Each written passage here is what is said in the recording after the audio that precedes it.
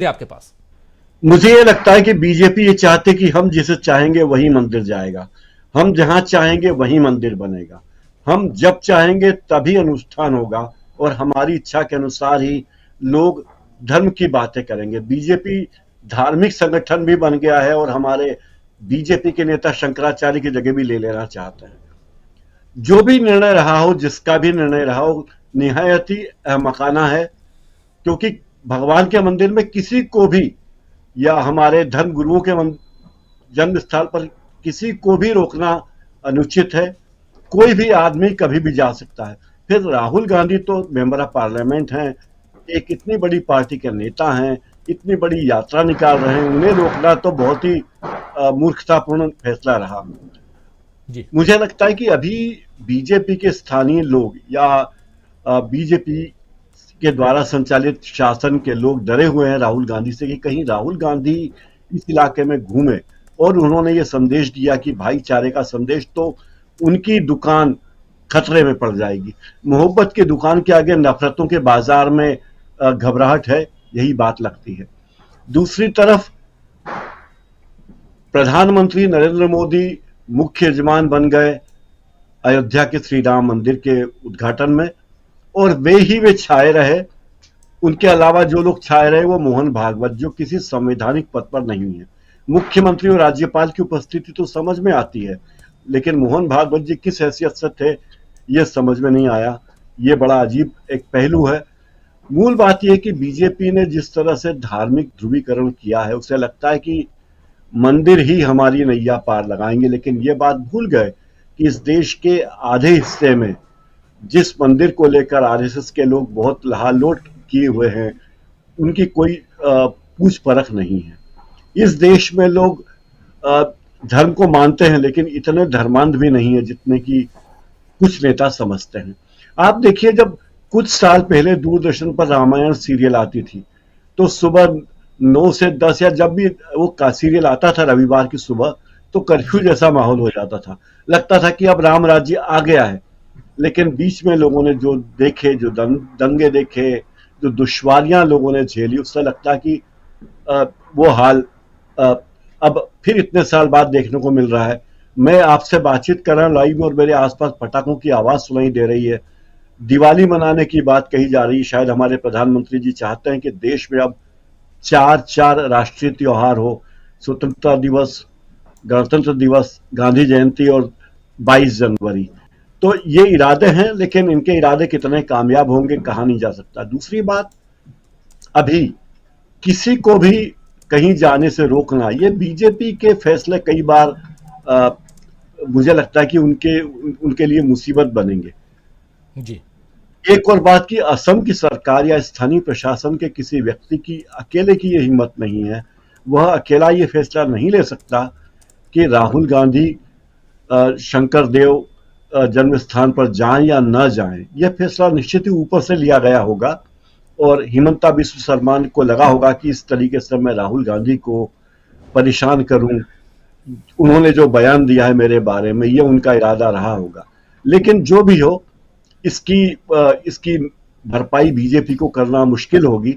और राहुल गांधी को जिस तरह का समर्थन मिला और जिस लोकतांत्रिक तरीके से वे वहां बैठे, उन्होंने बहुत शांतिपूर्वक बात की, अपना विरोध दर्ज कराया, लोग उनके पास आए, बच्चे उनके पास आए, मीडिया के लोगों ने उनसे बात की, उन्होंने प्रशासन के अधिकारियों से भी बहुत ठंडे दिमाग से बातचीत की और कहा कि मेरे प्रतिनिधि के रूप में इन्हें भेज दीजिए। वो खुद जाना जी। चाहते थे, बिना किसी सहयोगी के जाना चाहते थे। तलाशी भी देने को तैयार थे कि भाई मैं कोई ऐसी चीज नहीं ले जा रहा हूं कि मंदिर में कोई खतरा हो। और सबसे दुखद बात यह है राजीव जी कि जिस जगह राहुल गांधी जाना चाहते थे, वो शंकर देव जी वो शख्स थे जिन्होंने 15वीं 16वीं शताब्दी में भगवान के एक ऐसे रूप की कल्पना की थी जो मंदिरों में नहीं रहता। वो निराकार भगवान की पूजा करने के पक्ष में थे। उसी के बारे में उन्होंने लोगों को जागृत किया था।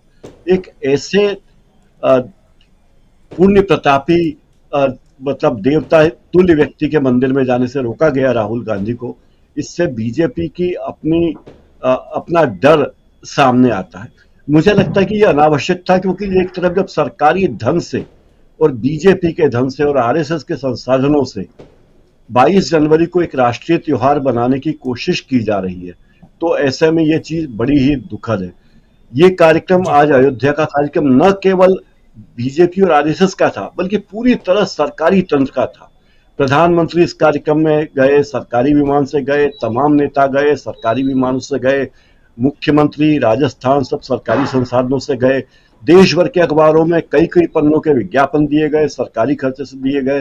तो एक तरह से ये सरकारी धन का, इस देश के धन का दुरुपयोग भी है और एक धर्म के लोगों के प्रति सरकार को इस तरह का प्रेम भाव नहीं दिखाना चाहिए।